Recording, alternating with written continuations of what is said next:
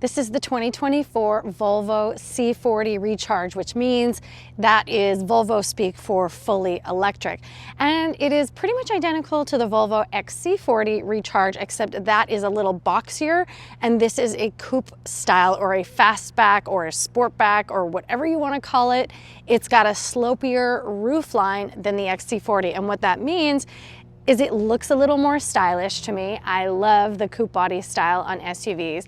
What it does though is you lose 1 cubic feet of cargo space in the rear cargo area. So the XC40 gets 16 cubic feet and this one gets 15. So if you could bear to lose that 1 foot, then you're fine. Also, I don't mind the slope roofline for rear passengers. They're just gonna have to live with the limited headspace. I absolutely love this clean front end, and because it's electric, of course, we have a little frunk up here, and it is tiny. I wish it was a little bit bigger, but obviously there's still a motor and mechanics underneath the hood here. And this color, which I think might be new for 2024, is called Cloud Blue, and I love that it's kind of like a baby blue, but it has tints of white and gray in it. Cloud is like the perfect word for it. Okay, sloped roofline, as I mentioned, I adore it. It looks amazing. We get the signature Volvo taillights on here, and it just looks so clean and beautiful. I think it is super stylish. It is so much sexier than the XC40 in my opinion. But the only thing I would change, and then we have our brake light right here, is I don't think it needs this recharge badge because there is no non-electric C40. The C40 is the recharge, it is the EV. It doesn't need to be told that, but whatever. We have a power sport pack lift gate, and like I said, 15 cubic feet of cargo room back here. And then we even get some cool storage underneath here where the charge port is, or the charging cord was stored. We have this all-weather floor mat, but if this wasn't in here, you can also, Volvo has some really cool ways that they use their storage spaces, and I love that functionality. And you can even see there's like a little shopping bag on this hook, because you can hang your shopping bags on these hooks and then they won't go flying around. Your groceries won't go flying around the back of the car while you're driving. And then as you can see, we even have a pass-through, and it's a 60-40 split. Okay, so more cool storage from Volvo. We have a wireless charging pad there, and then we get this cool little cubby, which is probably really only good for some change, or you could put your phone in upright in there, and then we have cup holders. This gear shift knob is really cool. It's just very nice and sturdy. It's just a tap up for reverse, a tap down for drive, and then our park button here. We have this cool, I'm gonna try and show you on video, but we have our center console, but this little garbage bin, you don't have to use it for garbage, maybe you could use it for receipts or something, but it comes right out, and then you can either keep it out of the car or always have it in there. I really like that. It keeps it separate from whatever's in your center console here.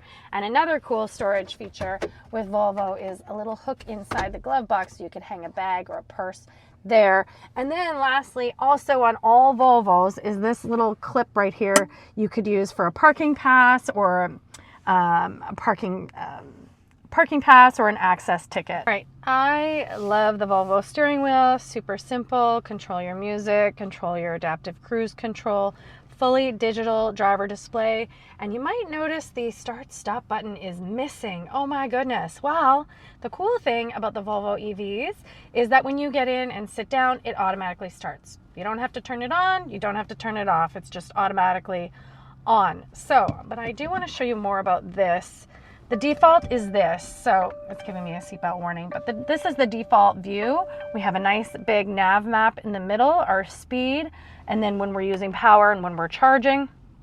Right now we're at 86% with 330 kilometers in range. I'll speak more about range and kilometers while we're driving. This top trim also gets the 360 camera. I really like this view. I just wish it had both views on the same screen, but that's okay. So then we have Google Auto built in. So as you can see, we have Maps, YouTube, Google Assistant, Play Store.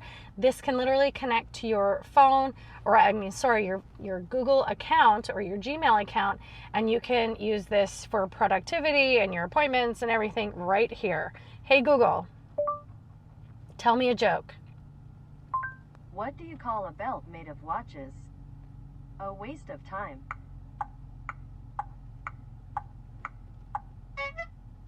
Okay, so we do have dual climate control here as well. I love the way it is controlled, the buttons. It's all very intuitive, this screen. And then we have heated steering wheel and heated seats up here for the driver and passenger as well. When you go in here, you can change your drive settings. There is no drive modes, but there is an off-road mode. And then your pilot assist is a default adaptive cruise on the top trim here in this C40, and then you have your lane keeping and all this down here. Also, you can turn on and off one pedal driving. I have it on because I like to maximize my battery regen, but this system is very intuitive. I really do enjoy Volvo's system. I know people say the screen is pretty small, but I actually think it's sufficient. And then we get some cool geometric patterns. This is backlit at night, kind of an ambient lighting, and this is topography. This is supposed to be, I believe, a national park in Sweden, if I'm not mistaken. And then we have a great Harman Kardon sound system.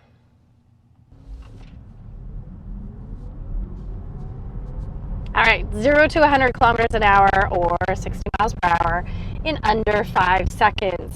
The rear-wheel drive single motor C40 gets 248 horsepower. This dual motor all-wheel drive gets 402 horsepower, and it is quick. Just what you would want in an EV or a sporty fastback small SUV from Volvo.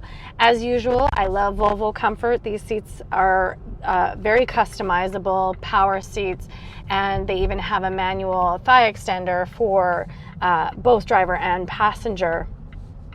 For 2024, you can now get this C40 as a single motor rear wheel drive version, which will get you more range and it's less expensive.